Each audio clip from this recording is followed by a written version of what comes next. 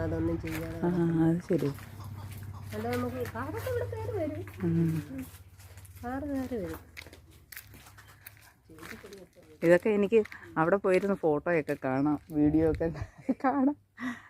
ആമ്പല്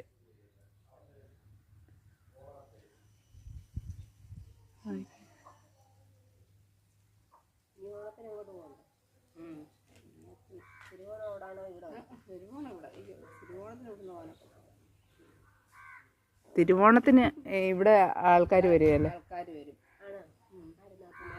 ഒന്നും വെക്കണ്ട.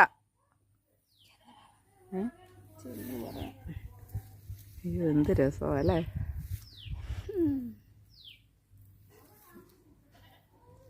വള്ളം